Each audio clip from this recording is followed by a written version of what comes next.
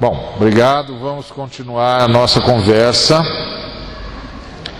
Nós estávamos falando sobre o Senhor lutando com Jacó e transformando-o e fazendo-o reagir e fazendo vencer-se a si mesmo. E aí nós temos outro movimento em relação a Jacó. Deus protege Jacó novamente e finalmente Jacó prega a sua fé. O que foi que aconteceu? Diná, filha de Jacó, foi violentada. Os irmãos de Diná, o moço que fez isso, falou com o pai dele e foi tentar consertar a coisa, casando com Diná e unindo as tribos e os clãs. O Jacó aceitou a proposta, mas aí os filhos de Jacó disseram: mas eles têm de se circuncidar porque faz parte do nosso pacto, da nossa aliança com Deus. Se eles não se circuncidarem, não podem fazer parte conosco, e pronto. E aí eles aceitaram e decidiram que iriam ser parte do clã de Israel e adorar o Deus de Israel. Quando todos eles se circuncidaram num único dia, quando eles estavam na pior situação de recuperação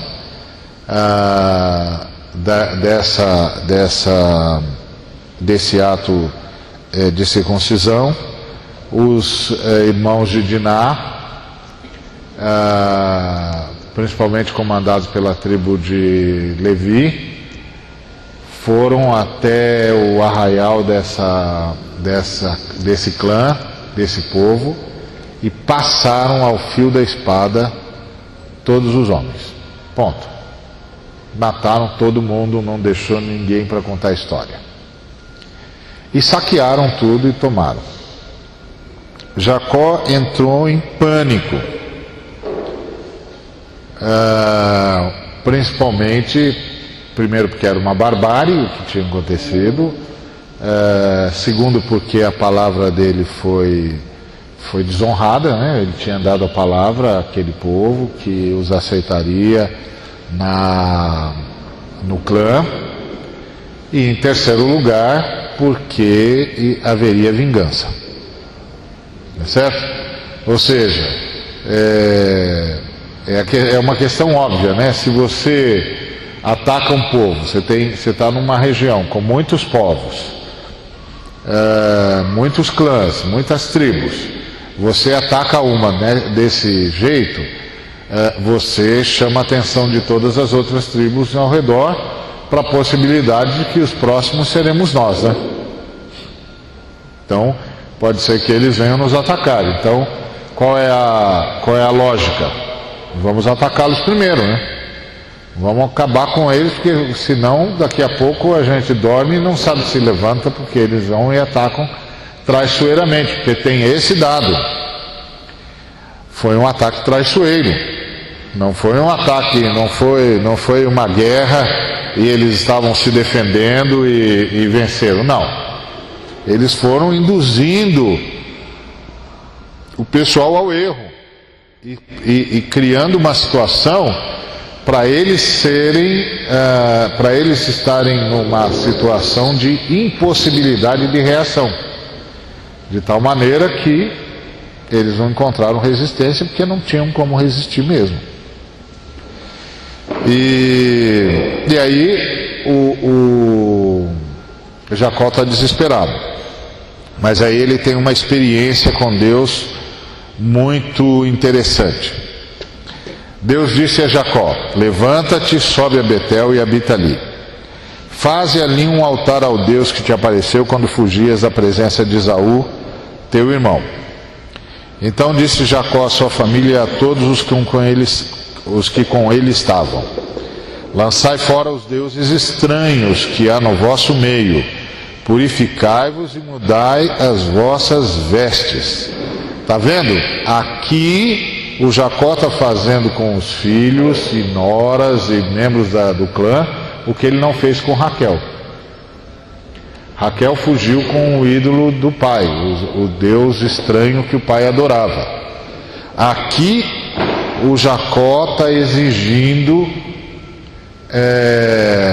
honra única e exclusivamente ao Deus de Israel e proibindo que o seu povo e o seu clã adore outro Deus que não seja o Deus de Abraão, de Isaque e de Jacó.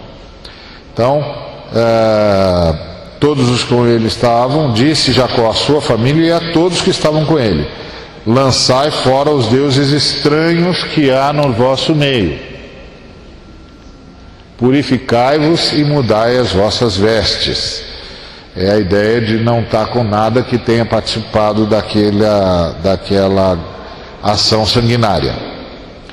Levantemo-nos e subamos a Betel. Farei ali um altar ao Deus que me respondeu no dia da minha angústia e me acompanhou no caminho por onde andei. E deram a Jacó todos os deuses estrangeiros que tinham em mãos e as argolas que lhes pendiam das orelhas. E Jacó os escondeu debaixo do carvalho que estava junto a Siquém. E aí, tendo eles partido, o terror de Deus invadiu as cidades que lhes eram circunvizinhas, e não perseguiram aos filhos de Jacó. Então Deus socorreu a Jacó, protegeu a Jacó de novo. Mas dessa vez Jacó já estava cooperando com Deus. Essa é uma mudança drástica de ação do Jacó. Até então, o Jacó não cooperava com Deus. Deus cooperava com Jacó, mas Jacó não cooperava com Deus. Mas aqui, a graça já tinha levado Jacó a uma consciência mais profunda. E o Jacó passou a cooperar com Deus. E como é que ele coopera com Deus? Chamando o seu povo a romper com todo e qualquer movimento que não seja de adoração ao Deus verdadeiro. E é aqui que aparece a primeira postura de quem está na graça. Geralmente, quando a gente começa a falar com as pessoas sobre a graça e elas vão entendendo a graça, elas perguntam: e qual é a minha parte? O que eu tenho de fazer? E a resposta é adorar. Adorar a Deus.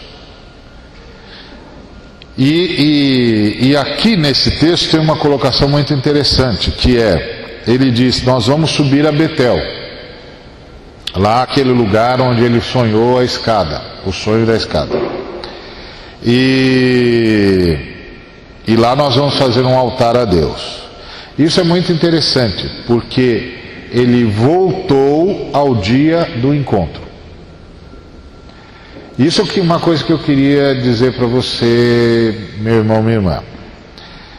Quando a crise se abater sobre você, quando tudo à sua volta parecer confuso, quando parecer que tudo está fora de lugar, que nada mais faz sentido, e quando você estiver extremamente tentado a jogar tudo para o alto, volta para a sua Betel. Volta para o lugar onde você se encontrou com Deus, lá no começo da sua caminhada com Ele. Ele está esperando você lá. Ele está esperando você lá. E Ele está esperando você lá para lhe dizer: verdade é o que você encontrou aqui. Verdade é o nosso encontro. E é a partir desse encontro que você tem de viver. Você não pode ficar olhando para o lado. Você não pode ficar se abatendo com o que cerca você. Você não pode dar tanta importância a essa loucura à sua volta. você teve um encontro comigo. É a partir daqui que você tem de viver. Então, quando tudo à sua volta parecer uma doideira só, quando você tiver com aquela crise que muitos de nós já teve aqui no Brasil, de dizer, quer saber de uma coisa? Eu não vou mais participar desse negócio. Eu não tenho nada a ver com essa doideira, não. Eu não tenho nada a ver com isso, não. Esses caras estão ficando tudo doido. Eu não vou participar disso aí, não. E aí você começar a pensar, sabe de uma coisa? Isso tudo é mentira. Isso aí é só um comércio. Isso aí é só uma lavagem cerebral. Volta para a sua Betel. Volta lá. Lá onde você aprendeu que você era a casa de Deus. É ali que está a segurança do seu relacionamento com Deus. Lá onde você se encontrou com Ele, Ele se encontrou com você. Lá onde Ele apareceu para você. E disse, eu sou o teu Deus. Lá onde você se encontrou com Jesus Cristo. É lá a base da sua fé.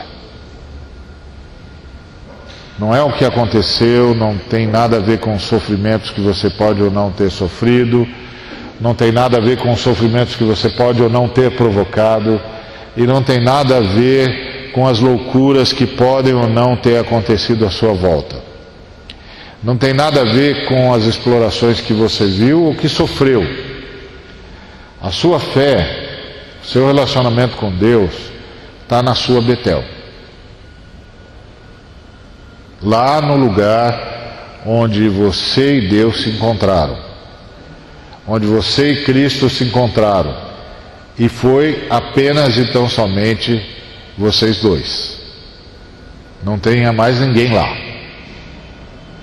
Porque o encontro com o Senhor é sempre pessoal. É sempre pessoal. Eu gosto muito daquela passagem da Maria indo embalsamar o corpo de Cristo no domingo pela manhã. E ela chega lá e o túmulo está vazio. E os anjos estão assentados dentro do túmulo. E ela pensa que os anjos fazem parte da turma que roubou o corpo. Ela pensa que os anjos fazem parte da turma que roubou o corpo de Cristo. Porque ela era corajosa, mas ela também não esperou a ressurreição. Mas ela era corajosa. Essa é a grande virtude dela, ela era corajosa. E ela foi então lá para embalsamar o corpo de Cristo. E aí quando ela chega lá, os anjos estão lá, sentados, não tem mais ninguém lá a não ser eles. Jesus não está mais lá, ressuscitou, ué. E ela pensa que aqueles anjos fazem parte da turma que roubou o corpo de Jesus.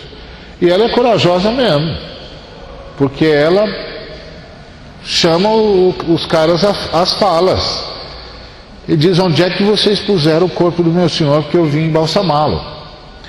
E eles dizem, mulher, por que choras? E ela diz, eu vim embalsamar o corpo do meu Senhor, onde vocês o puseram? Quando ela estava lá conversando com os anjos, alguém atrás dela perguntou, mulher, o que procuras? Por que choras? Ela olhou, viu um homem de pé e pensou que era o jardineiro. Aí disse para o jardineiro, escuta, o senhor também participou disso? Onde é que está o corpo do meu Senhor que eu vim para embalsamá-lo? E voltou-se de costas para esse homem e continuou a conversar com os dois anjos que ela não sabia que eram anjos. Aí nisso, o homem para quem ela virou as costas disse, Maria. E ela voltou-se e disse, mestre. E fez uma bobagem, não foi? Porque ela acreditava que o cara era o jardineiro. O lógico era ela voltar-se para ele e dizer, como é que o senhor sabe meu nome? Ela achava que ele era o jardineiro, Você olha para um sujeito, você pensa que é o jardineiro ladrão ainda. porque roubou o corpo do que você veio embalsamar. Aí o sujeito chama você pelo seu nome, e aí você vira e você diz o quê? Como é que o senhor sabe o meu nome? Essa é a lógica, mas não foi o que ela fez. Ela disse: mestre, por quê? Porque ninguém chamava Maria daquele jeito. Ela reconheceu: só ele me chama assim. Essa é a sua Betel, meu irmão, minha irmã. Lá onde Jesus fala o seu nome como ninguém mais falou, fala ou falará. É lá que está a sua fé. É lá que está a sua fé e a sua conversão e a sua salvação. Não está nessa loucura à sua volta. É lá. E é a esse momento que nós temos de ser fiéis. Porque lá Jesus me encontrou e eu me encontrei com Jesus. E Ele fala o meu nome de um jeito que ninguém nunca falou e jamais falará. E lá você se acha. Porque todas as vezes que a gente acha Jesus, a gente se acha. Então, foi o que Jacó fez. Eu vou voltar para o lugar onde Deus me encontrou. E vou adorá-lo. E vou oferecer um culto para Ele. E Ele vai falar comigo de novo. Entendeu? Não se deixe abater por nada que aconteça à sua volta, porque cada um de nós tem a sua Betel, a sua cidade luz, o lugar onde a gente foi iluminado, onde o Senhor nos chamou pelo nome, e a gente nunca mais esqueceu a forma como Ele nos chamou. Vai para lá. Não fica no meio da doideira, não.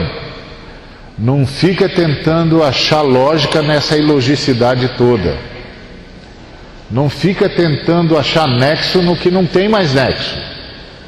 Mas não abandona Jesus Cristo por causa disso, porque isso é só loucura. A sua fé se sustenta naquele encontro. Aquele encontro. E Jesus está esperando você lá o tempo todo. Principalmente quando as coisas ficarem incompreensíveis. Quando tudo à sua volta perdeu o sentido. Que foi o que aconteceu com Jacó. Jacó disse: bom, agora o que o Labão não fez, o que o meu irmão não fez, os povos aqui vão fazer por causa dos meus filhos. Mas Deus fez uma coisa impressionante. Deus espalhou o terror dele nas cidades que lhes eram circunvizinhas, e eles não perseguiram aos filhos de Jacó. Igual ele vai fazer depois no tempo de Ezequias, que ele vai espalhar o terror, os soldados adversários vão sair tropeçando uns nos outros e ainda vão deixar... Vão salvar, e tudo vai se salvar. Vai ser como ele fez na época que ele ajudou Eliseu a enfrentar os sírios. Vai ser como ele fez quando ajudou Elias a derrotar os profetas de Baal. Porque a gente sempre pensa que o que Deus está fazendo quando ele faz algo, mas a gente não percebe o que Deus está fazendo quando Ele impede algo. Por exemplo, se você pensar em Elias contra os profetas, os 450 profetas de Baal, por detrás de Baal estava a própria figura do inferno, tá certo? Os anjos caídos. Você acha que os anjos caídos não têm condições de mandar fogo do céu?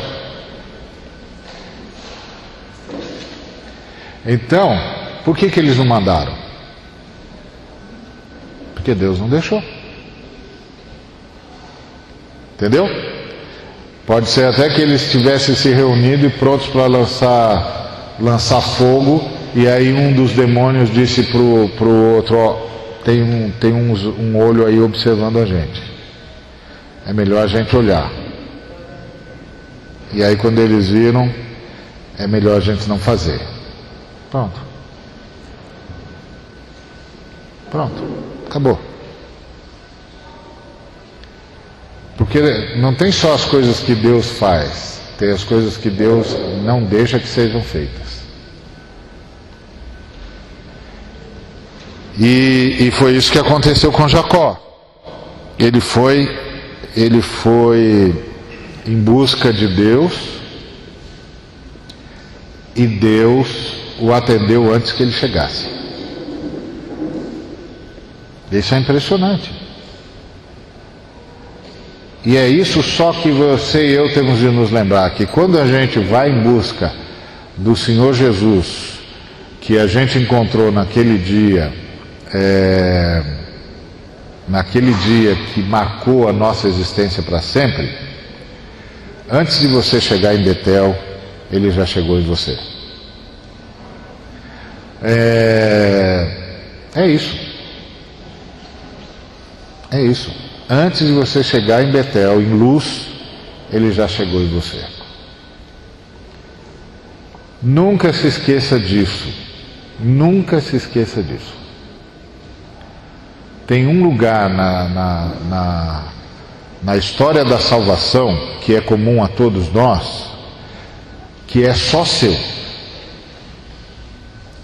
E tem um lugar na história de salvação que, embora a história da salvação seja comum a todos nós, tem um lugar que é só seu. Ninguém mais entra lá, ninguém mais ouve o que só você tem de ouvir. É a cena lá do sepulcro com Jesus falando: Maria. Pronto, não precisou falar mais nada. Porque ela sabia: ninguém fala o meu nome assim, só Ele. E isso, meu irmão, minha irmã, é verdade para cada um de nós. Cada um de nós. E é lá que a nossa fé se sustenta. Porque a fé cristã é um relacionamento com uma pessoa. A pessoa de Jesus de Nazaré. E esse relacionamento com essa pessoa é que nos faz relacionar com todas as outras pessoas. E sermos construtores do condomínio de Deus. Mas cada um de nós, isso é maravilhoso.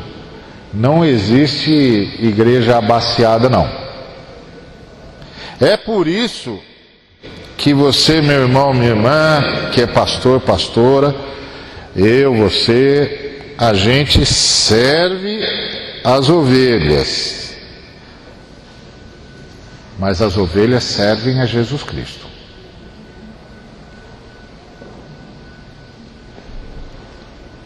E a gente serve as ovelhas em serviço a Jesus Cristo. Lembre-se sempre disso. Não são as minhas ovelhas, são as ovelhas de Cristo. Por uma razão muito simples: o meu sangue não serve para pagar nem os meus pecados.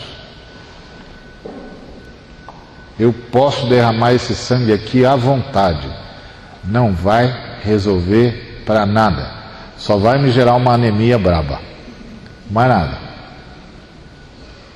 O único sangue capaz de resgatar homens e mulheres do mais profundo inferno e transportá-los em segurança para o seu reino é o sangue de Cristo. Portanto, única e exclusivamente a Ele seja a honra, a glória e a obediência. E a obediência. Simples assim. E o camarada, e hoje eu ouço muitos colegas dizendo assim: não, mas o pessoal tem de ter fidelidade ao seu pastor. É verdade. É verdade. O pastor deles é Cristo. Igual, é o mesmo pastor que você tem. Cristo. Se eles forem fiéis a Cristo e obedientes a Cristo, eles só vão lhe causar problemas se você não for obediente e fiel a Cristo.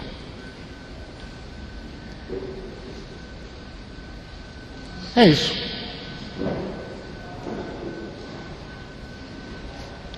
Qualquer problema que um cristão tem de consertar com Cristo. Tá certo? Se você está com problema, está com problema com Cristo,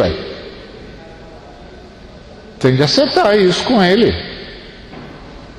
Se você acertou um problema com Cristo, acertou com todo mundo.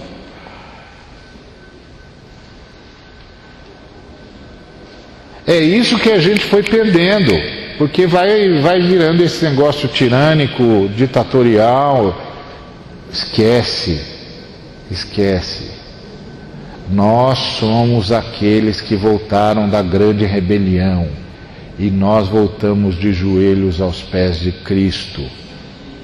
Quem somos nós? Nós somos os que rompemos com a rebelião de Lúcifer e voltamos para Deus por meio de Jesus Cristo e voltamos de joelhos dizendo ao Eterno: só o Senhor é digno de honra, o universo só se entende pelo teu amor e nós não queremos viver outra vida senão em adoração ao Senhor, porque só adorar-te dá sentido à existência.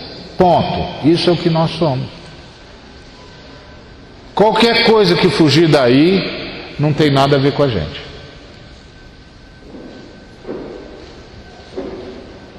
Ponto. E isso é simples, porque isso resolve um montão de problema. Não precisa complicar. Então, vamos aprender isso com Jacó. Muito boa essa de Jacó. Disse: eu vou voltar para o lugar onde Deus me encontrou, onde eu fui encontrado por Deus. É lá, todos nós temos esse lugar. Todos nós temos esse lugar. Eu não me lembro o dia da minha conversão, eu não me lembro nem o dia do ano, nem o dia do mês, nem o dia da semana, nada. Eu me lembro do ano e ponto. Mas eu me lembro exatamente do que foi que aconteceu. Para mim é nítido, está na minha cabeça, nunca saiu daqui. Eu me lembro o que foi que aconteceu naquele dia. Naquele dia, Jesus disse: oi, eu sou Jesus de Nazaré, eu vim buscar você. Ponto. É para lá que eu volto sempre. E tem esse dia na sua vida, volte sempre para lá. Porque quando a gente volta para lá, tudo volta nos eixos e a gente sabe quem é e o que tem de fazer. E a gente continua de lá, com tudo que a gente já sabe. Então, esse é um grande aprendizado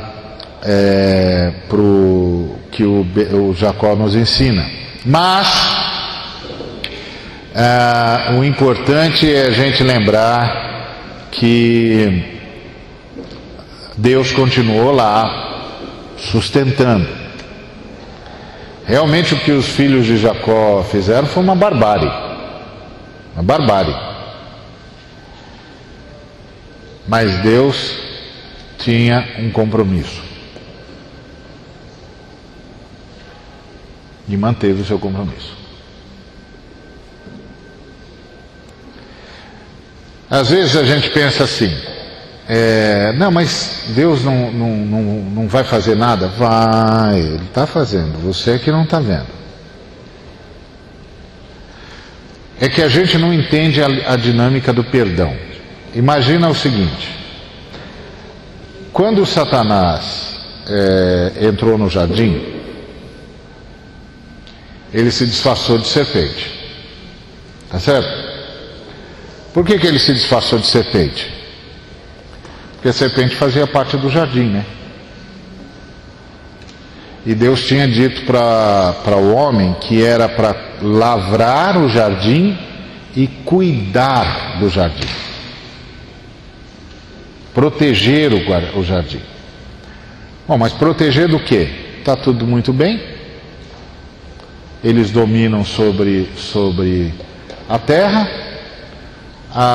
Os animais e todos os seres vivos lhes são submissos. Então proteger do quê?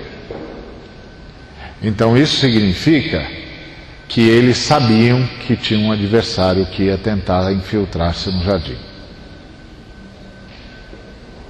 Por isso, o inimigo entra como um elemento do jardim.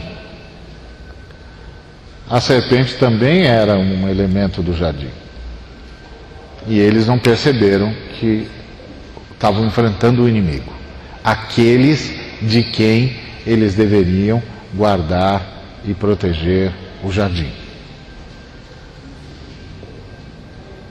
E aí acontece toda a história que nós conhecemos, e eles vão perdendo vão pondo tudo a perder. E põe tudo a perder mesmo.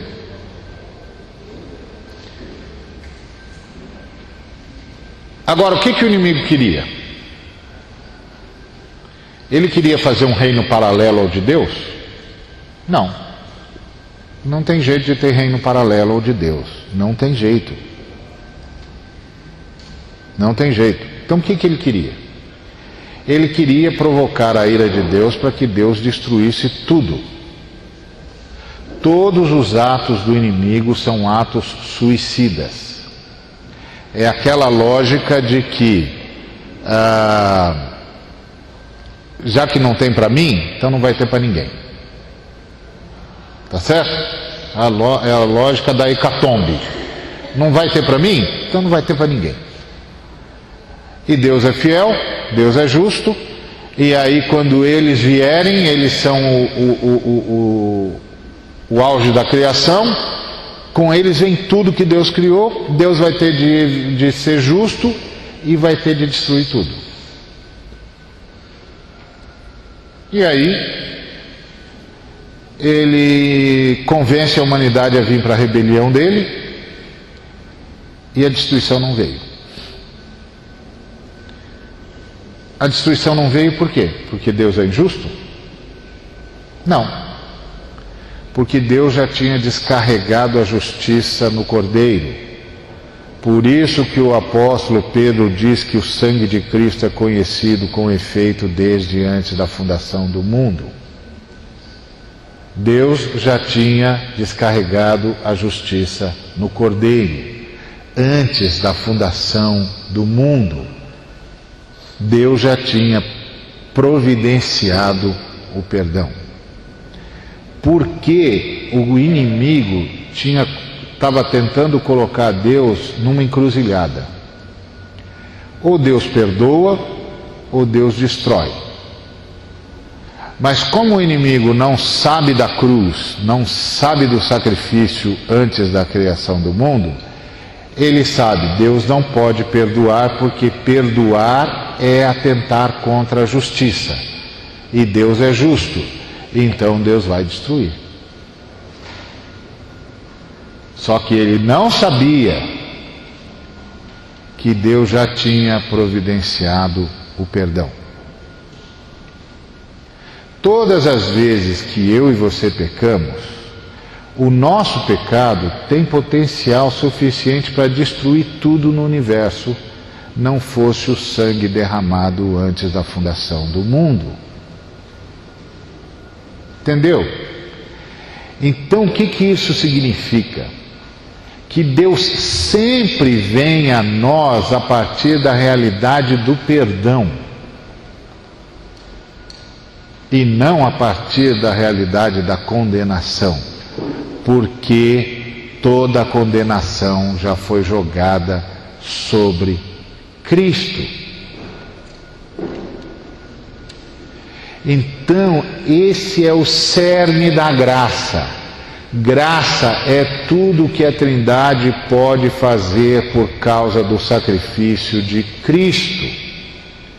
E a Trindade, por causa do sacrifício de Cristo, pode perdoar, transformar, ressuscitar, criar, renovar, porque toda a justiça que cobra condenação foi satisfeita no sacrifício do Cordeiro que tira o pecado do mundo. Entendeu? O dia que a gente entender isso de verdade, a gente vai cair de joelhos e vai reconhecer que há um nome no universo diante do qual o mínimo que pode acontecer é todos os joelhos se dobrarem e toda a língua confessar: Tu és o Senhor. Ponto. Tu és o Senhor. Graças a Ti, tudo existe e tudo permanece. Verdadeiramente, sem Ti, nada do que foi feito se faria. É isso. Então, por isso que você vê essa reação de Deus diante de uma situação como essa. Porque Ele vem a partir do sacrifício. Ele não vem a partir da lei. Ele vem a partir do sacrifício. A lei nos diz no que é que nós nos tornamos com a nossa queda. E o sacrifício nos diz o que é que nós podemos nos tornar em Cristo Jesus. Então, por isso que Deus tem essas reações. Bom, e aí, o que aconteceu com Jacó? Deus de novo fala e Jacó mais uma vez não entende. Quer dizer, nem tudo são rosas, né? Tem seus espinhozinhos também.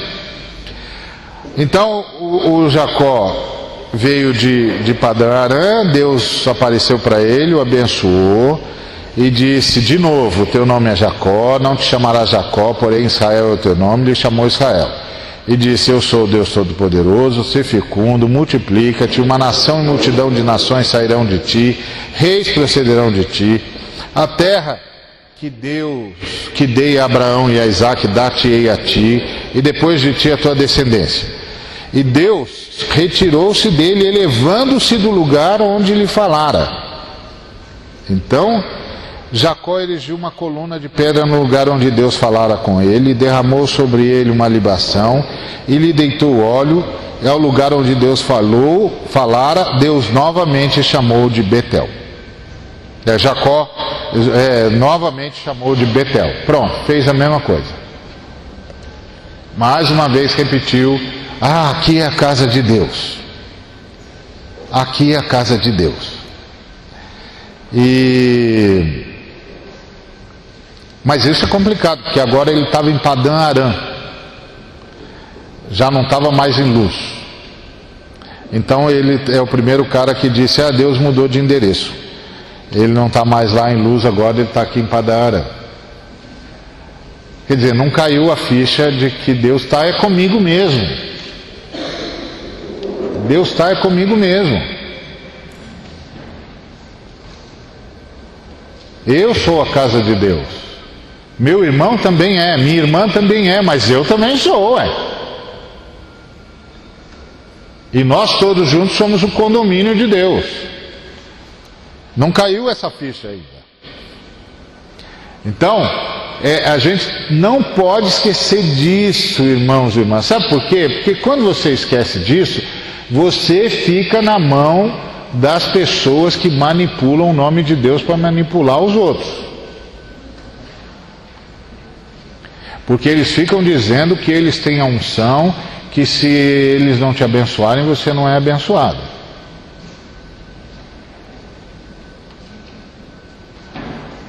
E eu vou lhe dizer uma coisa: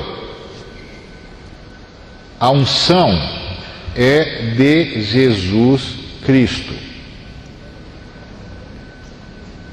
Entendeu? Às vezes a pessoa diz assim: puxa, Ari, você é um cara ungido. Eu falo: não, ungido é Jesus Cristo. Eu estou debaixo da unção dele. Porque a palavra Cristo significa ungido. E eu já tenho cabelo branco o suficiente para não deixar ninguém me chamar de Cristo. Tá certo? Que isso é anátema. Isso é maldição. Agora, é claro que eu não fico falando isso, né? Porque eu não vou ficar ofendendo os irmãozinhos, as irmãs que estão fazendo isso com a melhor das boas vontades, agradecendo a Deus por Deus ter falado ao coração deles ou delas. Mas a unção é de Cristo. E nós todos estamos debaixo da unção de Cristo. O Espírito do Senhor Deus está sobre mim, pelo que me ungiu a levar boas novas aos cativos, a pregar libertação aos algemados, a transformar o pranto em alegria, as cinzas em louvor, a anunciar o ano aceitável do Senhor.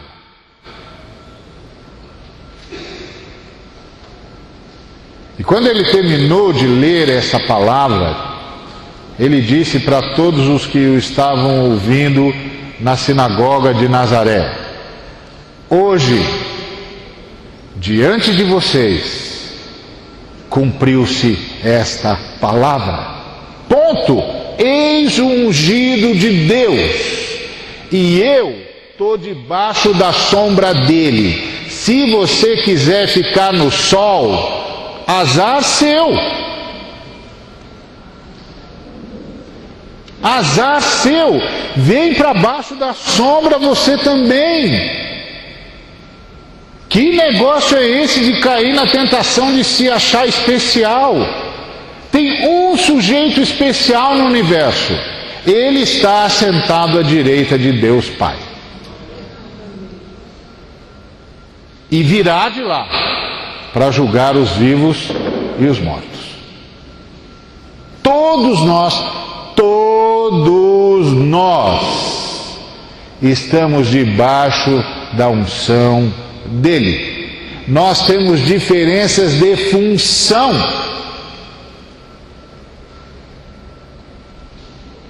Mas não diferença de unção. Uns são, outros não, né? Não diferença de unção, porque a unção é de Cristo, e cada um de nós recebe a porção necessária de Cristo para fazer o que a gente tem de fazer no reino. Ponto. Um dia desses, um irmão quase me bateu, porque ele disse que eu estava dizendo que não tinha autoridade na igreja, que na igreja não tem relação de autoridade. Eu disse: eu não disse isso, irmão. Disse sim, você disse que na igreja não tem relação de autoridade. Não, irmão, não disse isso não. O que eu disse é que na igreja nós nos submetemos uns aos outros no temor de Cristo. Na medida em que eu me submeto a você por respeito a Cristo, e você se submete a mim por respeito a Cristo, quem de nós é o maior? Isso significa que eu vou desrespeitar você? Não, por quê? Porque eu já estou submisso a você por respeito a Cristo.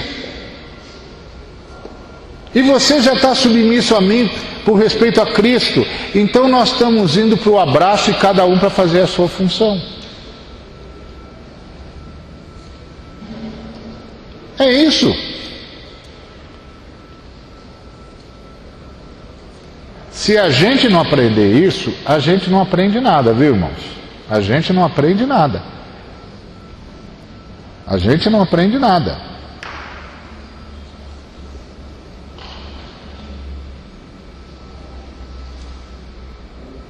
Esse é o ponto. Por exemplo, nós estamos aqui, Deus está me dando a graça de ministrar. E provavelmente alguns aqui dos irmãos e irmãs dirão: Deus me levou lá para ouvir aquela ministração. E eu direi: Deus me enviou lá para ouvir uma ministração que eu recebi do Nilfran sobre enxerto na oliveira verdadeira, que vai mudar toda a minha visão teológica sobre o que Deus está fazendo. Entendeu? Se não, nós não entendemos o que é o reino de Deus, nós não entendemos nada desse negócio, e nós estamos pensando que esse negócio aqui é uma disputa de poder. Isso aqui não é uma disputa de poder, isso aqui é uma troca de bênçãos. Hoje espero estar podendo abençoar, e estou grato a Deus porque estou sendo abençoado. Foi o que o apóstolo Paulo disse: eu estou indo aí para compartilhar um dom com vocês, esperando que vocês compartilhem comigo. Porque isto é a casa de Deus, o condomínio de Deus, e Deus é Pai de todos, está em todos e age por meio de todos. Isso é a igreja de Jesus. Se eu aprender isso, eu não vou disputar poder e pronto, final. O que a gente tinha de disputar é serviço. Você sabe qual devia ser o maior problema, mas assim, o problemão que todo crente devia ter? Era na hora de entrar no elevador. Porque um irmão ia dizer para o outro: primeiro você. Não, faço questão, irmão, você primeiro. Não, você primeiro, por favor, eu quero honrar você, até que alguém chama o elevador e ele vai embora. Então, se devia ser, esse é o grande problema. Todo mundo ia dizer assim: gente, tá atrás de crente diante do elevador é um problema, porque eles demoram horas para decidir quem é que entra primeiro. Aí nós íamos ter de fazer um código universal entre os crentes, que é assim: deixa entrar primeiro quem for mais velho. Pronto, aí resolve. Para não atrapalhar quem vem atrás. Esse devia ser o único problema que nós devíamos ter. Porque a nossa postura é de nos submetermos uns aos outros. Então, mais uma vez, o meu irmão Jacó não entendeu que Deus aparece para ele, não porque ele chegou no lugar onde Deus está, mas porque Deus resolveu mostrar-lhe que lugar ele deveria estar. Que é confiando em mim. Confia em mim, eu estou com você. Agora o pessoal diz assim: mas você não tem medo de que isso vai individualizar os crentes e aí a gente não tem mais nenhum relacionamento? Ué, se isso acontecer é porque o sujeito não se encontrou com Jesus. Porque quem se encontra com Jesus se apaixona pela humanidade, principalmente pelos irmãos. Essa é uma das demonstrações mais profundas de que alguém se encontrou com Jesus. Ele vira manteiga derretida, porque vê uma pessoa, quer ajudar todo mundo, quer abençoar todo mundo, quer cuidar de todo mundo. Aí os irmãos mais velhos têm que dizer: calma, não dá para cuidar de todo mundo. Então pergunta a Deus quem aí que você pode cuidar, porque vai ter outros filhos de Deus cuidando dos outros. Se não explodiu numa paixão pela humanidade e principalmente pelos irmãos, então o encontro não foi com Jesus. Entendeu? Então, Deus falou de novo com o irmão, mas ele não entendeu, porque ele chamou o lugar de Betel de novo. Ele disse: olha, você é o Israel, eu sou o Deus Todo-Poderoso, se multiplica, está tudo bem com você agora, a terra que dei a Abraão e Isaque eu estou dando a você, e depois de você para a sua descendência.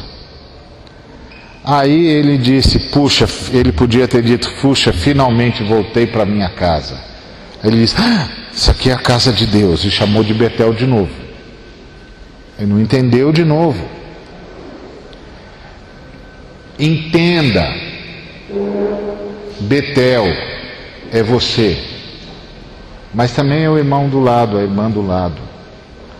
E é por isso que nós nos submetemos uns aos outros. Sabe por quê que eu me submeto a você? Porque Deus mora em você. E sabe por que você deve se submeter a mim? Porque Deus mora em mim. E sabe o que isso significa? Que todas as vezes que nós nos encontrarmos, nós vamos para o abraço. Porque eu vou para honrar você, você vem para me honrar, a gente vai para o abraço. E sabe o que isso vai fazer? Vai fazer eu ter medo de magoar você e de romper a minha comunhão com você e a unidade que deve haver entre nós. Isso vai fazer você ter o mesmo medo. Então todas as vezes que eu tiver de ministrar para você, eu vou primeiro chorar por você. E todas as vezes que você tiver de ministrar para mim, você vai primeiro chorar por mim. É isso que Jesus sonhou para a igreja. Entendeu? E aí, vamos para o finalmente. Tchan, tchan, tchan, tchan. Tchan, tchan, tchan, tchan. Finalmente apareceu o homem de Deus. Apareceu o homem de Deus. Por quê? Porque o José foi para o Egito. Você conhece a história do José, não vou repeti-la aqui. O José se tornou o homem mais importante do Egito depois do faraó. Os irmãos foram atrás de comida porque tinha fome no mundo todo, menos no Egito, porque José tinha administrado muito bem o Egito. O José, depois de idas e vindas, se apresentou para os irmãos. Depois que ele se apresentou para os irmãos, ele disse para chamar o pai e vir com a família toda, a tropa toda para o Egito, porque ele mandava no Egito. O velho Jacó não pensaria duas vezes. Mas olha o que o novo Jacó fez. Partiu, pois, Israel. Agora não é mais Jacó. Israel, com tudo o que possuía. E veio a Berseba, e ofereceu sacrifícios ao Deus de Isaque, seu pai. E Deus falou a Israel em visões de noite e disse: Jacó, Jacó. Ele respondeu: eis-me aqui. Então disse: eu sou Deus, o Deus de teu pai. Não temas descer para o Egito, porque lá eu farei de ti uma grande nação. Eu descerei contigo para o Egito, e te farei tornar a subir. Certamente, a mão de José fechará os teus olhos. Agora não tem mais aquele homem dizendo: opa, meu filho manda naquele negócio. Agora eu estou feito. Meu filho manda naquele negócio, meu filho está bem posicionado, Deus cumpriu todos os sonhos que deu para ele, mas eu não dou um passo se ele não me disser: pode ir. Ele finalmente aprendeu a adorar a Deus.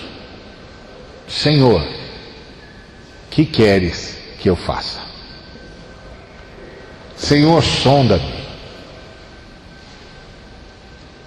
Sonda-me. conhece meu coração,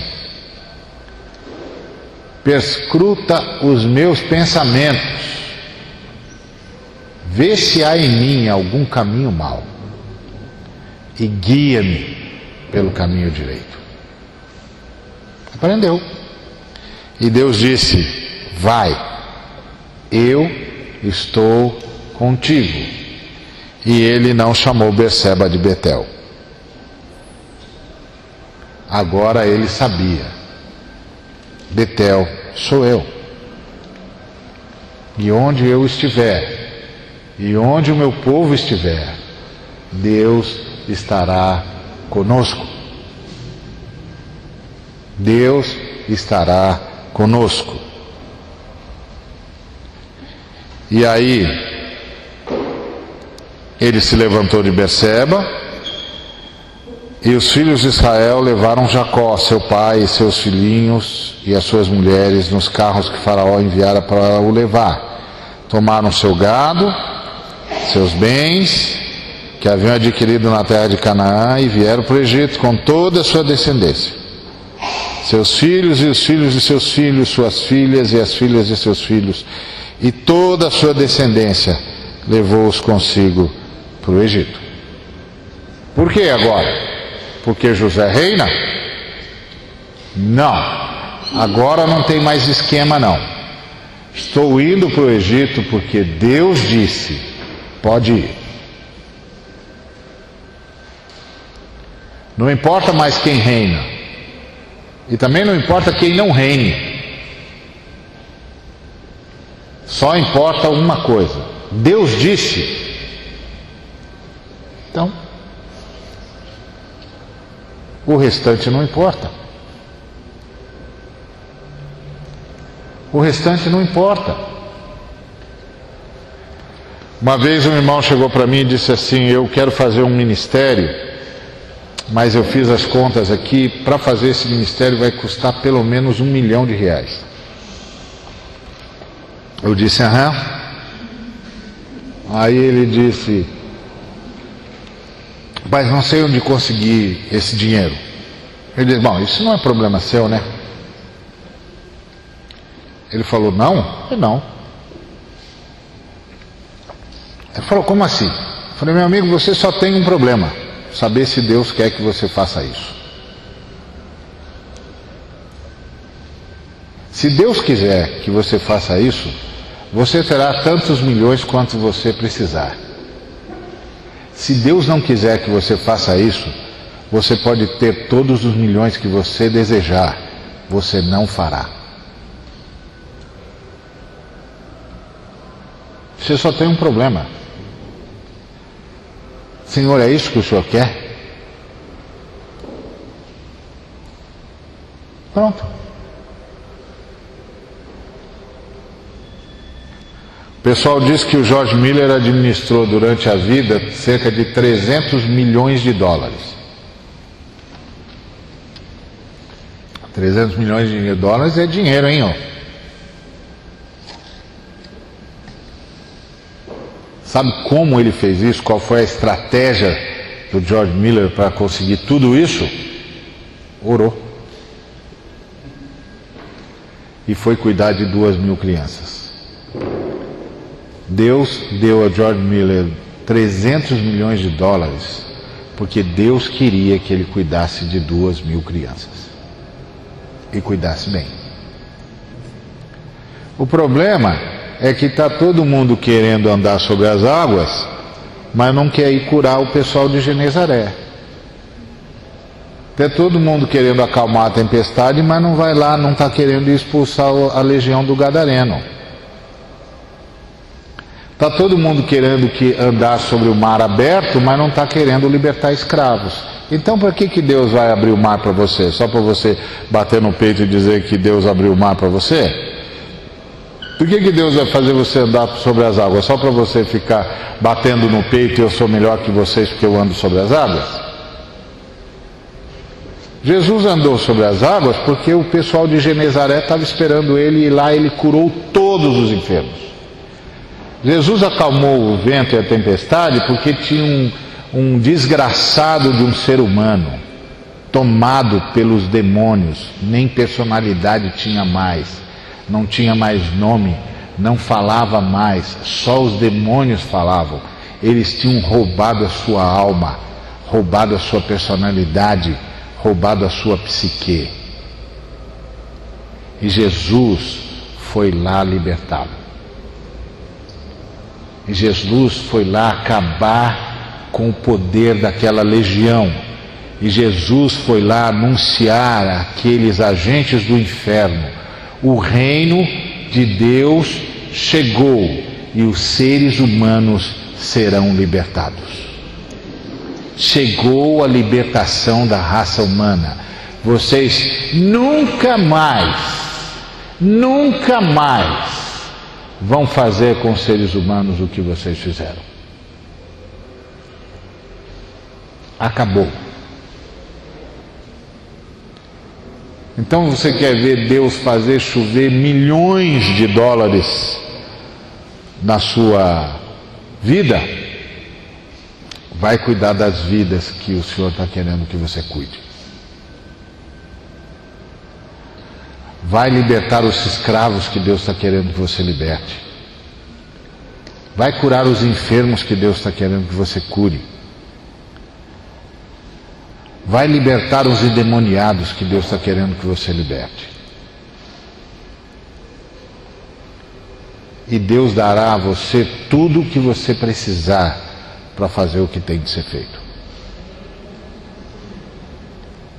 Então, foi isso. O Jacó finalmente ouviu Deus. E aí, o que aconteceu? Deus passou a ter um representante na terra finalmente. Está vendo a graça? Está vendo o que a graça está fazendo? O que a graça fez com um sujeito enganador? Está vendo o que a graça fez com um sujeito cheio de esquema? Está vendo o que a graça fez com um sujeito mentiroso que usou até o nome de Deus para mentir? Está vendo o que a graça de Deus fez com um sujeito covarde, que botou toda a sua família como escudo vivo entre ele e o irmão? Aprenda uma coisa nas Escrituras Sagradas, meu irmão, minha irmã. O herói nas Escrituras Sagradas é o Deus de toda graça.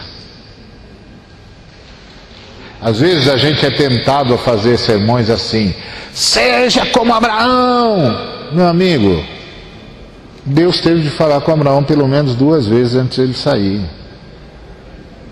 Ele só saiu depois que o pai morreu em Padã Arã. Primeiro Deus apareceu para ele em Ur dos Caldeus. Ele foi com o pai e toda a turma para Arã. Esperou o pai morrer. Quando aquele moço que Jesus convidou para ser discípulo dele disse: deixe-me primeiro a enterrar os meus mortos, ele estava falando: deixa eu fazer o que Abraão fez, que primeiro esperou o pai dele morrer para depois obedecer a Deus.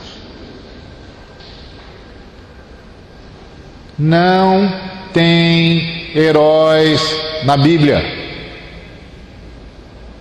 a não ser o Deus de toda graça, que pega um sujeito marcado pela mentira e pela covardia e transforma num príncipe. Isso é a obra da graça de Deus. E aí Deus tem um representante na terra. Por quê?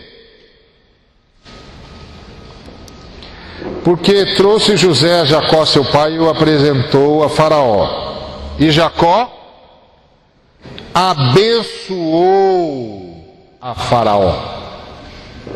Agora, lembre-se, Faraó era tido como Deus. Não se esqueça disso. Não se esqueça disso. Faraó era reverenciado como Deus. Mas naquele dia, ele conheceu um representante do Deus verdadeiro. Alguém que era maior do que tudo que ele podia imaginar, o Deus verdadeiro, e um agente de Deus o abençoou. E quando esse agente de Deus o abençoou, colocou-o no seu devido lugar.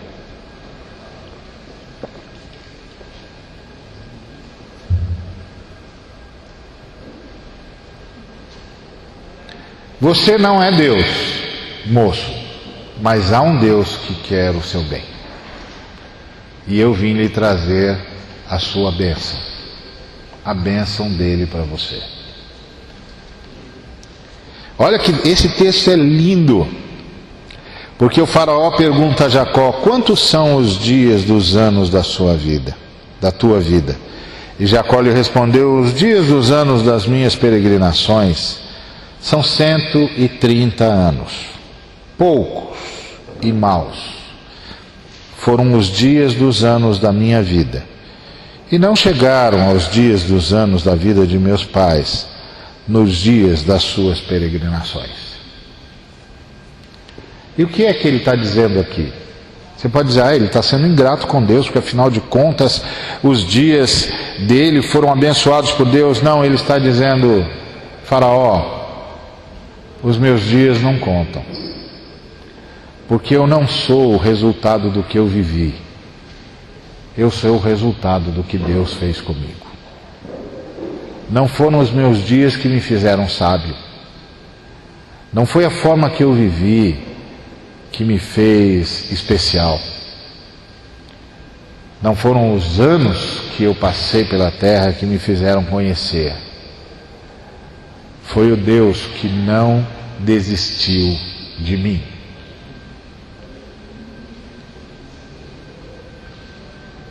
Eu não vivi tanto quanto os meus pais. Meus pais viveram mais, souberam mais. A bênção que eu estou lhe dando não tem nada a ver comigo. Não tem nada a ver com o tempo que eu vivi, nem com a forma que eu vivi. Tem a ver com Deus que não desistiu de mim. Percebe? E aí termina: e tendo Jacó abençoado a Faraó, saiu de sua presença. Isso é extraordinário, porque aqui devia ter escrito assim: tendo sido abençoado por Faraó, Faraó o despediu. Mas o texto diz que Jacó estava no controle da situação. Jacó abençoou a Faraó. Quando Faraó quis exaltar Jacó, ele não deixou. Ele não deixou que Faraó o exaltasse. Cuidado com gente que gosta que você o exalte. Ele não deixou. Ele disse o que todos nós temos de dizer quando alguém diz algo bom acerca de nós: graças a Deus, glória a Deus, Deus é bom, bendito seja o nome do Senhor, que bom, como Deus é maravilhoso, porque é Deus. Ninguém está fazendo favor a Deus quando glorifica o seu nome, porque o tempo todo foi Deus.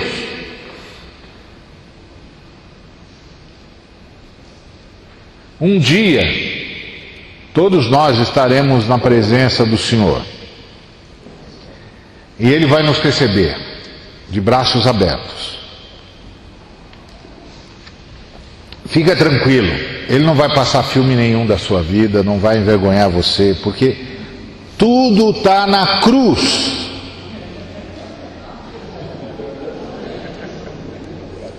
Na cruz.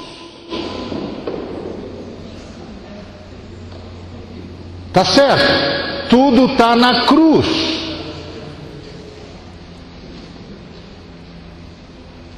Lembre-se, Deus, para ter relacionamentos significativos conosco, não abriu mão de saber o futuro, abriu mão de saber o passado. Colocou todo o nosso passado na cruz. Está na cruz, não tem mais esse filme na filmoteca de Deus.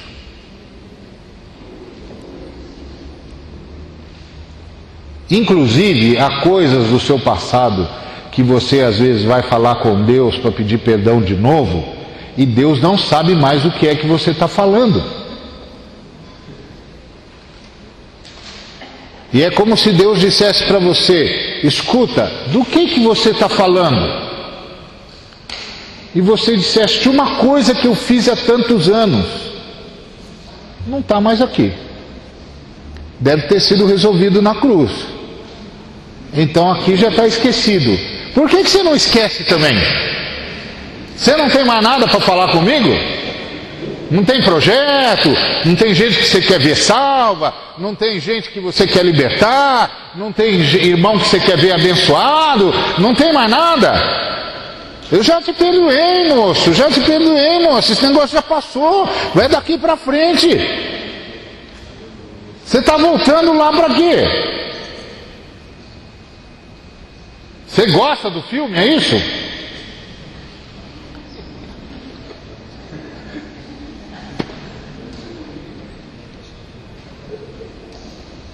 Deus esqueceu. Esqueça. Só não se esqueça do que você ainda não se arrependeu. Então, do que você não se arrependeu, não é para você ficar se lembrando, é para você se arrepender. Ora bolas, vai lá, fala: Deus, fiz isso porque sou um safado, preciso de perdão. Não vai lá se defender, não. O problema é que o sujeito vai: Senhor, eu não sei como eu pude fazer. Qualquer um sabe como é que eu pude fazer isso. Eu sou um safado, safado só faz isso mesmo. Eu não sei como eu pude roubar. Eu sei, sou ladrão, ladrão rouba. Por isso que eu preciso de perdão, senão eu estava apresentando desculpa. Tá certo? Quando eu tenho de chegar num lugar, peguei o ônibus quebrou, não tem mais nenhum outro ônibus na linha, eu chego 5 horas depois, porque só 5 horas depois alguém do sistema de transporte público se lembrou que aquele bando de seres humanos também precisavam viajar, terminar a viagem. Eu vou pedir perdão? Não, eu tenho desculpas para apresentar para você. Eu estava vindo, estava tudo certo, o ônibus quebrou, o sistema, você sabe como é que funciona? Não funciona. Eu só cheguei, atrasei 5 horas, porque é isso. Pronto, e você vai dizer: tudo bem, está desculpado. Ou seja, eu entendo o que aconteceu com você. Agora, quando eu peco contra você, eu peco porque eu sou safado. Quando eu minto para você, eu minto porque eu sou mentiroso. E arrepender-se é dizer: eu sou um mentiroso. O único jeito de você me ajudar é me perdoando, porque eu não posso falar mais nada, não posso pedir mais nada e não posso apresentar desculpa nenhuma. Ore por mim. Me ajude.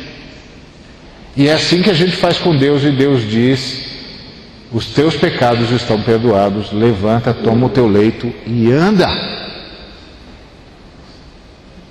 Vai embora. Está tudo resolvido. Você está perdoado.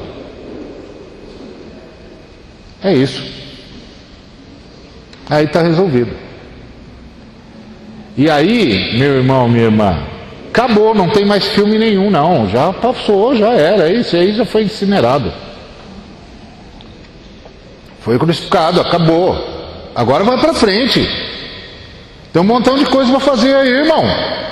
Um bocado de coisa para fazer aí, irmão. Tem gente para ser abençoada, gente para ser curada, gente para ser convertida, gente para ser abençoada com alimento, com roupa, com palavra de salvação, com abraço, com carinho.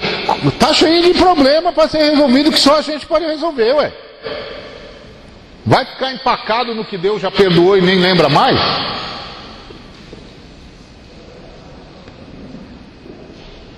Então, quando Faraó tentou exaltar o Jacó, ele não deixou. Porque ele sabia a quem se devia toda a glória.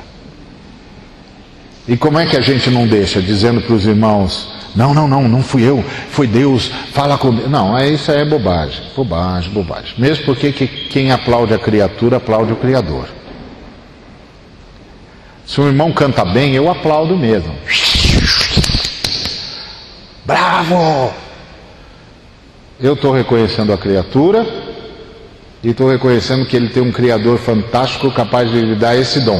E ele vai reconhecer o Criador. Isso é que é sadio. Isso é sadio. Às vezes você encontra o irmão e diz, é Deus. É igual aquela história do irmão que chegou para o outro e disse, rapaz, você é um baterista maravilhoso. E ele disse, não sou eu não, é Jesus. O camarada diz, não, você é um baterista maravilhoso. Não sou eu não, é Jesus. Não, você é um baterista maravilhoso. Não sou eu, sou Jesus. Irmão, Jesus é um baterista muito melhor do que você. Mas você é um bom baterista também, você é maravilhoso.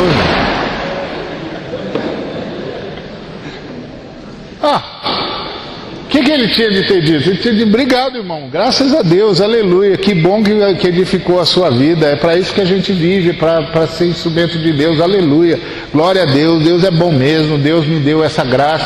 É assim que faz, é sadio, tem que ser sadio, está cheio de coisa doente na igreja. É porque todo mundo fica tratando Deus como se Deus estivesse num divã. Se não fizer, não dizer glória a Deus, se não, ele fica uma fera, porque a autoimagem dele está abalada. Para com isso. Para com isso. Deus não tem problema de autoimagem nenhuma, não.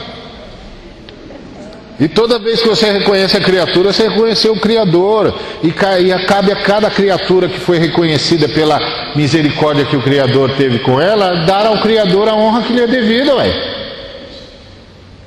Nós somos sadios. Bom, tá uma beleza isso. E agora continua uma beleza.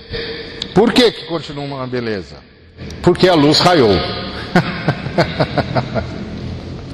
A luz raiou. Finalmente a luz raiou. Quando o Jacó estava para morrer, o José levou os filhos dele para serem abençoados por Jacó. E depois Jacó abençoou todos os filhos e deu palavras proféticas que duram por séculos, que até hoje se cumprem.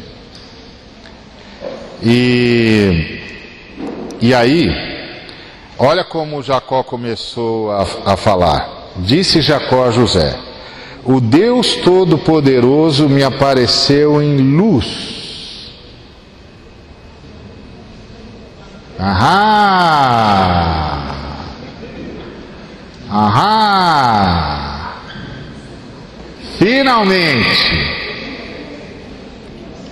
Finalmente ele percebeu, Deus me apareceu em luz na terra de Canaã e me abençoou e me disse, eis que te farei fecundo e te multiplicarei. Agora ele sabia.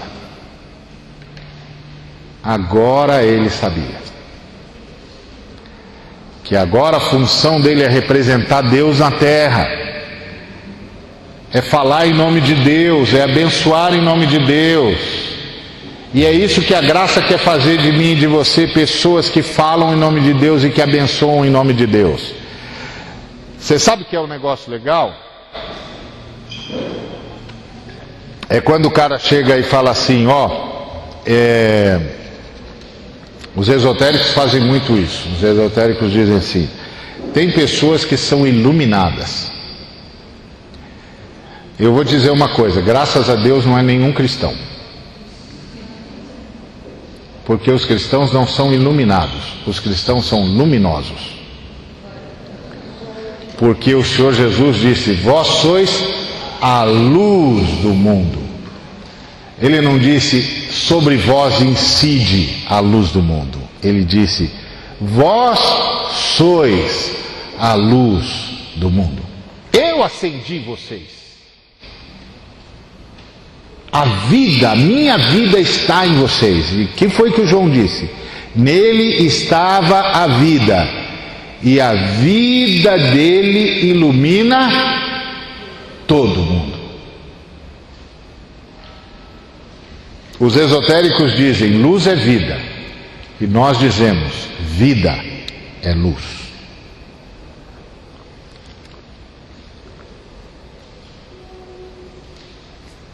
Percebe? A vida de Cristo está em mim e em você, meu irmão, minha irmã. E a vida de Cristo nos acendeu na história. Nós somos luz. Nós somos mais do que iluminados. Nós somos luminosos. E somos luminosos porque dentro de nós está a vida de Cristo. E a vida de Cristo é a luz do mundo. E nós estamos aqui para iluminar a todos. E nós iluminamos a todos até eles se tornarem luminosos.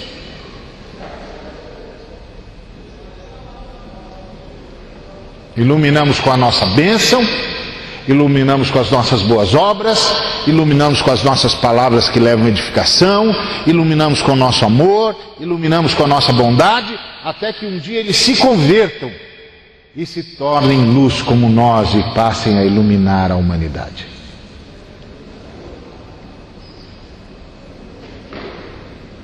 Isso é a fé cristã, isso é a fé cristã. Não deixa ninguém mediocrizar a fé cristã. Não deixa ninguém mediocrizar a graça de Deus. Isso é a graça de Deus. Pela graça sois salvos, mediante a fé. Isto não vem de vós, é dom, é presente de Deus. Deus presenteou você, meu irmão e minha irmã. E sabe o que esse presente está fazendo de você? Um Israel. Gente luminosa. E aí que é maravilhoso ver isso. O Deus Todo-Poderoso me apareceu em luz na terra de Canaã e me abençoou. Que coisa maravilhosa. Agora ele sabia, a graça de Deus o levou até lá. Isso é que é viver pela graça. E aí, finalmente, Deus tem um profeta que sabe a sua vontade. Esse texto é maravilhoso.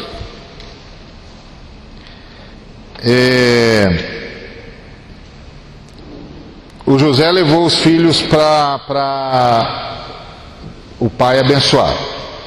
E aí depois tomou José a ambos, a Efraim na sua mão direita e a esquerda de Israel, e a Manassés na sua esquerda, a direita de Israel, e fê-los chegar a ele.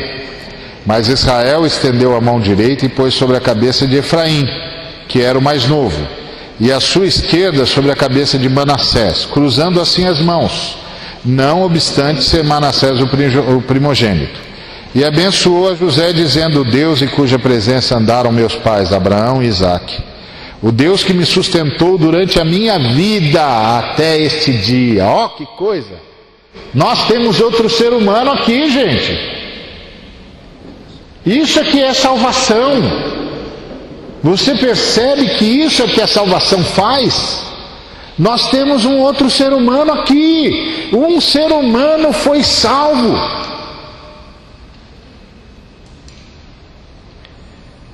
E ele disse, e abençoou a José, dizendo: Deus em cuja presença andaram os meus pais Abraão e Isaque, o Deus que me sustentou durante a minha vida até esse dia, O anjo que me tem livrado de todo mal, abençoe estes rapazes. Seja neles chamado o meu nome e o nome de meus pais, Abraão e Isaque, e cresçam em multidão no meio da terra. Olha, isso é maravilhoso, porque agora ele está dizendo, é o Deus de Abraão, o Deus de Isaque e o meu Deus. Ele andou comigo e me sustentou a vida toda e me livrou de todo mal, e agora eu invoco a bênção dele, porque finalmente eu sei de quem eu estou falando. E isso é extraordinário.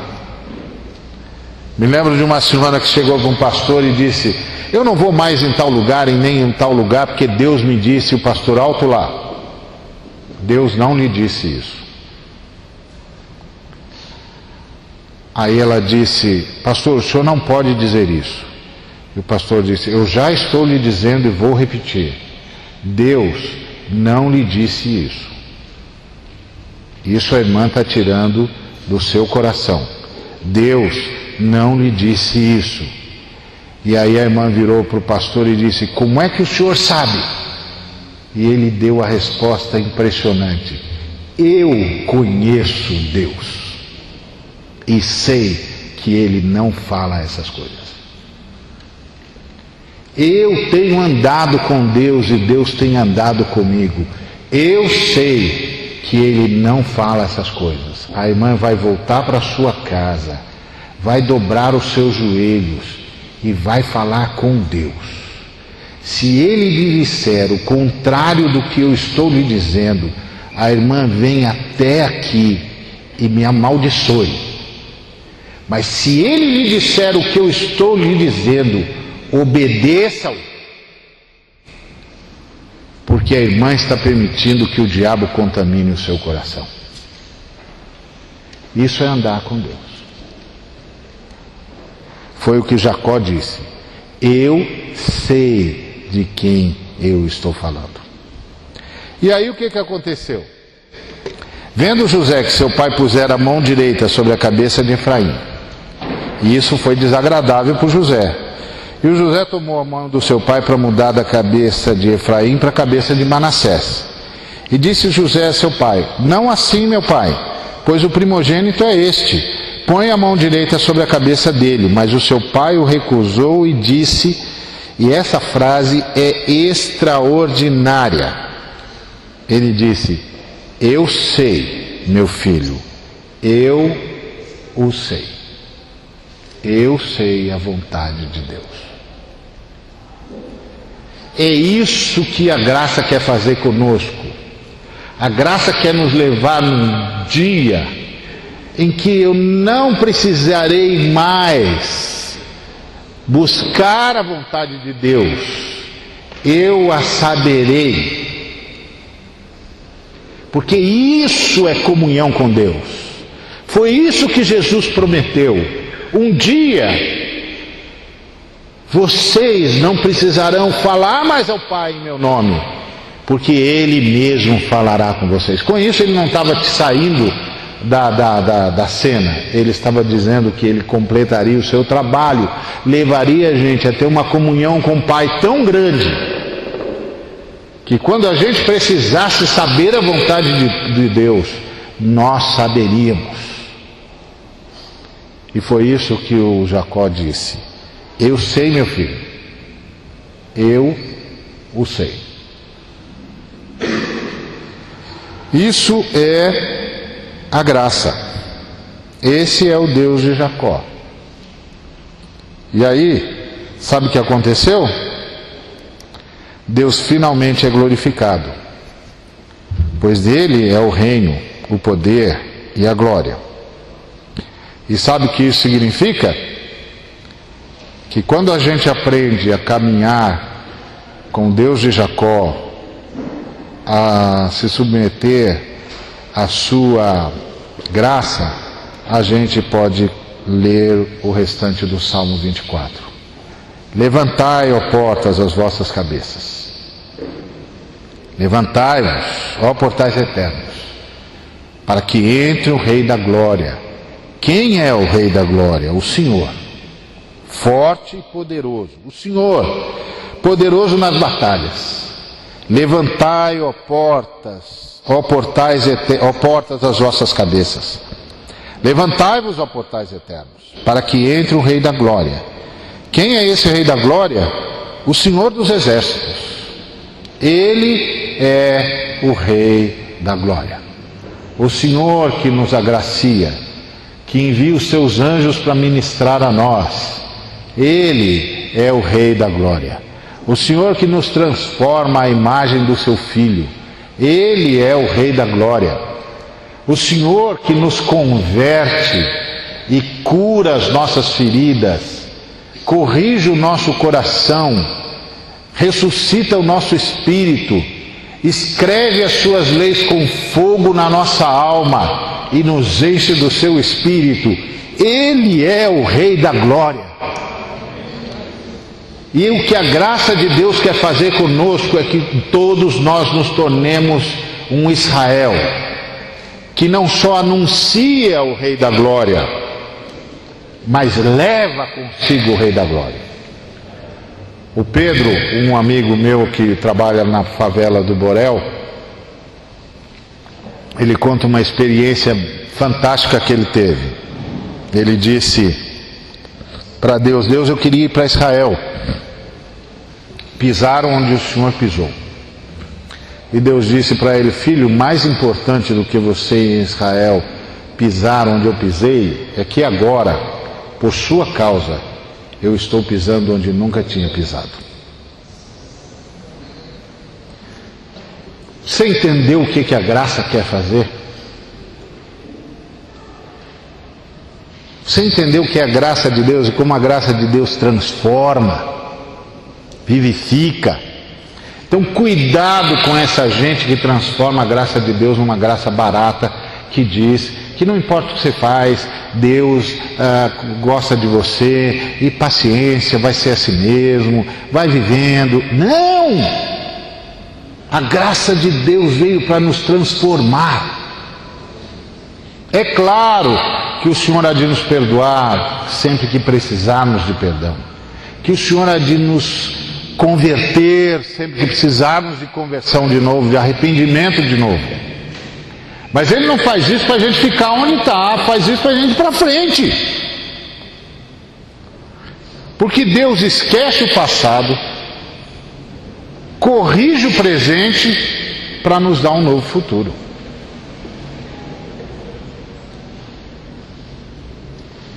Senão a gente não entendeu.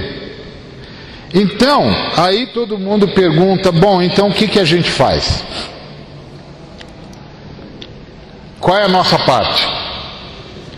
Primeira parte nossa é consciência de necessidade, que é como começa o Salmo 24. O Senhor pertence à terra e tudo que nelas habitam. Foi Ele que afirmou sobre os mares. E quem é que pode subir à presença do Senhor e quem pode permanecer lá? Só quem tem as mãos limpas, o coração puro e não entrega a sua alma à falsidade nem jura dolosamente. Então o que isso mostra para mim e para você? Que eu e você precisamos de Deus, porque nós não somos assim. E só a graça de Deus pode nos declarar pessoas assim.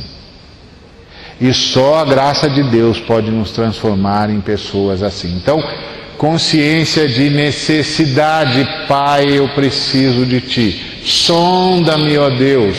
Sonda-me, ó Deus. Conhece o meu coração. Perscruta os meus pensamentos. Vê se há em mim algum caminho mau. E guia-me pelo caminho direito, por amor ao Teu nome. Sonda-me, ó Deus. Então, qual é a sua parte? Ficar o tempo todo exposto a Deus. ficar o tempo todo exposto a Deus. Mas o que eu faço? Fique exposto a Deus. Mas como eu decido a vida? Bom, você já sabe o que é pecado e o que não é, não sabe? Ah, isso eu sei. Então faça tudo aquilo que você sabe que não é pecado. Mas e se eu estiver fazendo alguma coisa sem saber, estou ofendendo Deus? Fica tranquilo, Deus avisa você. Você acha que Deus é um torturador? Que mantém você numa situação estática, você não pode se mexer porque pode ser que você peque? Para com isso, ande de acordo com o que você alcançou. E se der algum problema, fica tranquilo, Deus avisa você. Deus avisa você porque você está exposto a Deus. De tudo que se deve guardar, guarda o teu coração, vigia se o teu coração está sempre exposto a Deus e dizendo: Deus, sonda-me, sonda-me, conhece os meus sentimentos, o meu coração, perscruta os meus pensamentos. E se tiver algum caminho mau, guia-me pelo caminho direito. Isso é ficar exposto a Deus. Outra coisa, o que eu faço? O que eu devo vigiar para estar na graça? Senso de propósito. Não se contente em ser menos do que a graça de Deus pode fazer na sua vida. E é óbvio que eu não estou pensando em você ser líder, em você ser rico, ou essa baboseira toda. Estou pensando em você ser gente como Jesus. Não admita ser menos gente do que Jesus. Corra em direção a Ele. Não admita amar menos do que Jesus pode fazer você amar. Não admita perdoar menos do que Jesus pode fazer você perdoar. Não admita ajudar menos do que Jesus pode fazer você ajudar. Não admita realizar menos do que Jesus pode fazer você realizar. Transforme tudo que vier na sua mão em culto a Deus. Faz para Jesus, para Ele ficar contente. Considere cada pessoa diante de você, abençoa cada pessoa que você cruzar. Não admita abençoar menos do que Jesus abençoaria. Claro que você não vai fazer com perfeição, e claro que isso não significa que você não vai errar, que numa hora você vai ser traído pela irritação, etc, etc. Mas lembre-se, Deus sempre trabalha conosco a partir da perspectiva do sacrifício de Cristo. Deus desce agora do Gólgota e não do Sinai. Entendeu? Antes, se você quisesse encontrar Deus, você subia o Sinai. Agora você sobe o Gólgota, a montanha da caveira, para encontrar Cristo crucificado, para poder experimentar a vida do Cristo ressurreto. Eu não sei porque muitos na igreja brasileira ainda continuam subindo o Sinai, quando agora é hora de subir ao Gólgota. Não é um desprezo ao Sinai, é que o Sinai foi que nos trouxe ao Gólgota.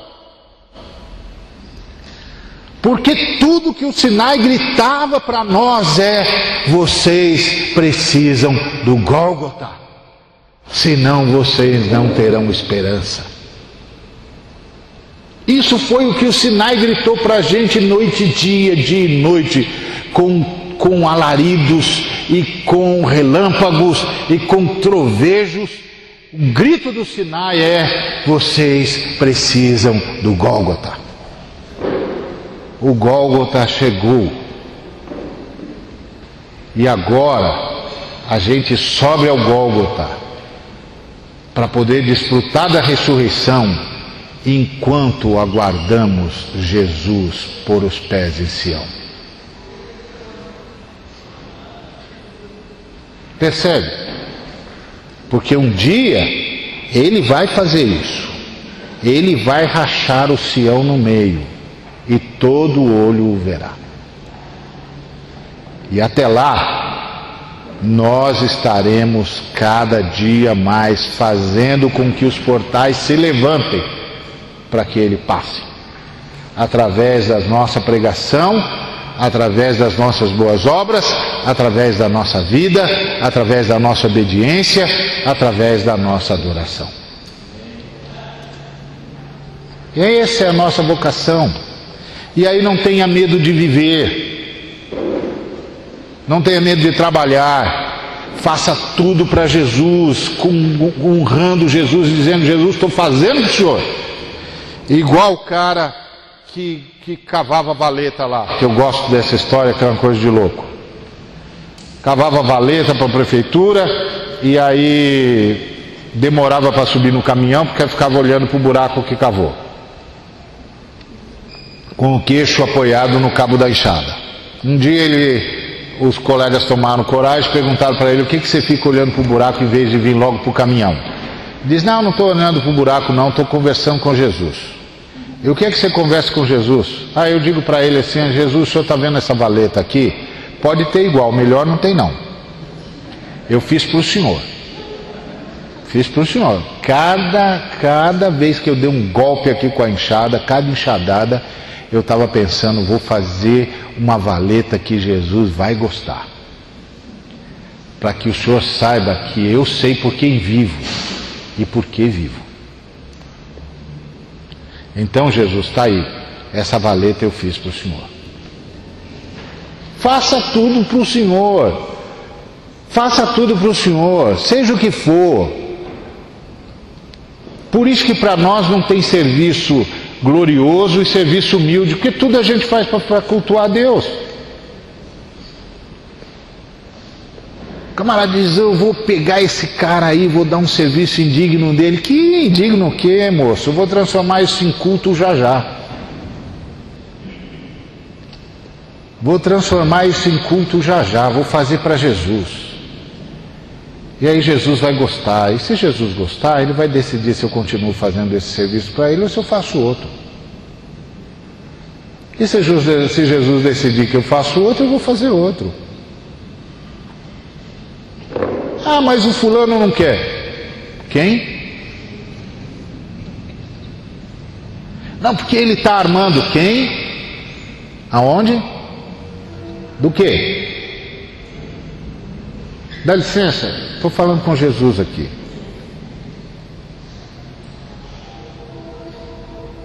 E a coisa toda é o seguinte, moço: a última palavra na história, quem dá é Jesus. Ponto.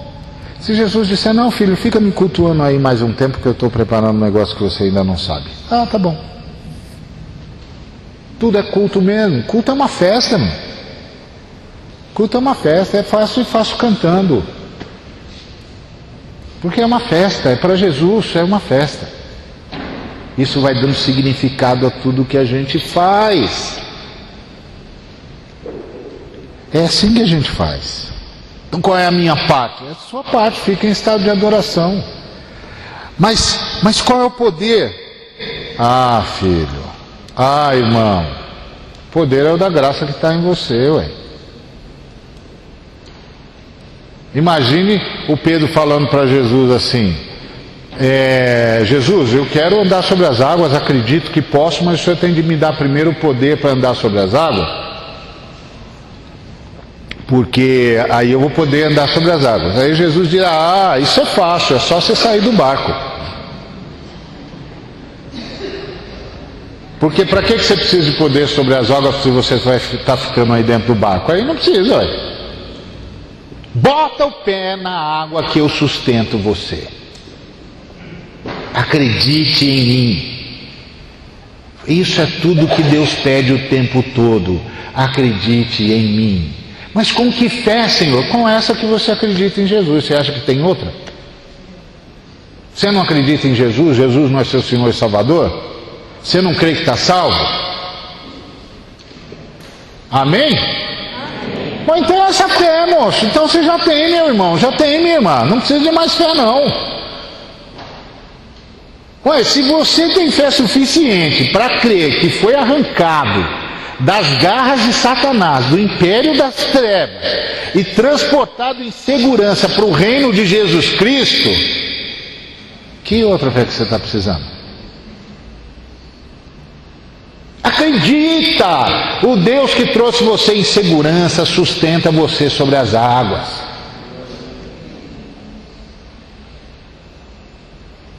É isso.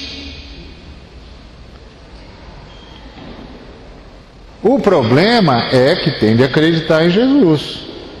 E isso quer dizer que a gente tem de mudar a nossa forma de pensar, que foi o que o Paulo falou lá em Romanos 12. E o que é mudar a nossa forma de pensar? É a experiência de Pedro. Vamos para o Pedro de novo. Quando Jesus disse, vem, e o Pedro saiu do barco, naquela fração de segundos que o Pedro saiu do barco, ele passou por uma revolução. Por quê? Porque o Pedro é um grande pescador, conhece tudo sobre o mar, principalmente aquele, ele vivia daquilo. E sabia tudo sobre a água. Sobre a água. E o que ele sabia é que água nenhum sustenta sujeito nenhum de pé. Não tem densidade na água para isso não, moço. E tem mais uma coisa que ele sabia, que toda vez que você sai do barco, como quem, no meio do mar, como quem vai pisar em terra firme, você vai para o fundo. Fundo. F-U-N-D-O. Fundo. Ele sabia. Mas Jesus estava andando sobre as águas. E disse, vem. E naquela hora, ele esqueceu tudo o que sabia e reconheceu, quem sabe é Ele, eu vou com Ele. Faça isso, vá com Jesus, eu vou com Ele. Se você tem de perdoar alguém, comece a falar em nome de Jesus, eu abro meu coração para perdoar, você está perdoado. Porque o Senhor diz que sustenta a gente quando a gente sai do barco. Acredite em Jesus, acredite em Jesus. Do mesmo jeito que Ele acredita em você e não desiste de você.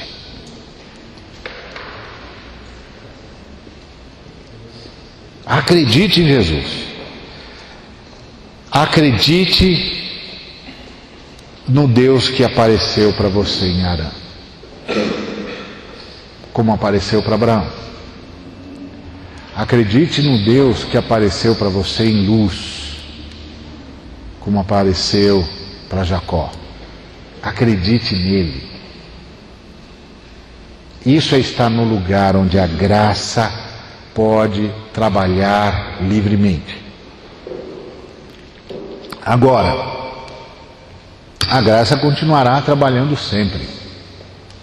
Mas a pergunta que nós estamos respondendo é como eu faço para cooperar com a graça? Tenha consciência de que você precisa da graça de Deus. Sem mim, nada podeis fazer. Então, Senhor, sê o Senhor tudo em mim. Tenha consciência de necessidade de transformação. Porque o Senhor quer meu coração sem dolo, minha alma sem falsidade, minhas mãos limpas, e só o Espírito Santo pode fazer isso na minha vida. Como? Perdoando os meus pecados e me transformando. Então faça a oração do salmista: sonda-me, ó Deus, sonda-me. Todo dia faça, clame ao Senhor. Não transforme em reza, não, transforme em grito.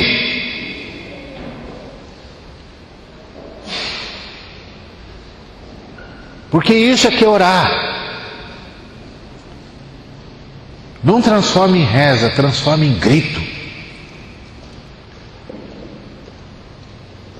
Sonda-me, ó Deus, e confie. Deus falou. Deus falou. Deus vai fazer. E Deus está fazendo. Porque Deus não é homem para mentir. E Deus não é filho do homem para se arrepender. O que Ele falou, Ele cumpre. A palavra do Senhor não volta vazia. Sabe o que está acontecendo? A igreja brasileira, estão ensinando a igreja brasileira a barganhar com Deus. Mas Deus está esperando fé. Porque não tem barganha possível com Deus. Vá barganhar com Deus, Ele vai dizer para você, tá bom. Bota aí sobre a mesa tudo que você tem, que não fui eu que dei, que a gente pode conversar.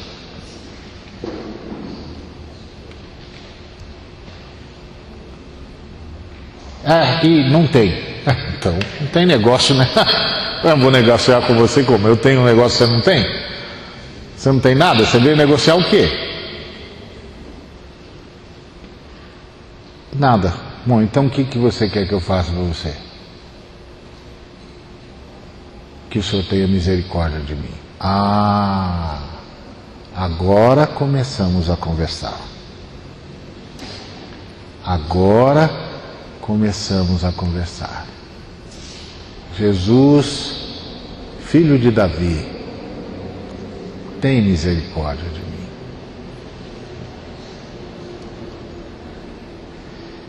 O segredo para viver na graça, e na graça é consciência de necessidade, senso de propósito e confiança em Deus que lhe apareceu em Harã. Volto a insistir. Isso é segredo para cooperar com a graça, não para ser alvo da graça. Porque alvo da graça, minha irmã, alvo da graça, meu irmão, você já é.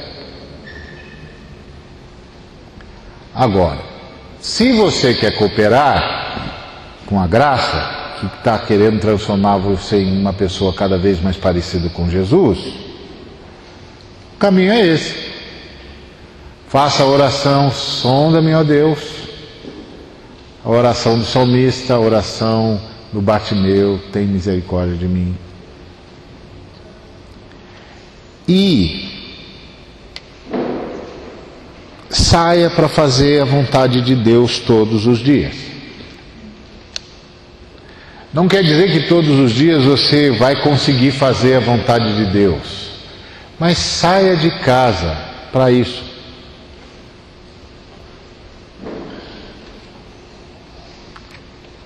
Não quer dizer que não vai ter dias que você não vai se acovardar. Vai. Vai ter dias que você vai ter medo. Dias que você vai mentir. Ou vai omitir. Por causa do medo. Mas continue acreditando em Jesus. Ele não se decepcionou com você.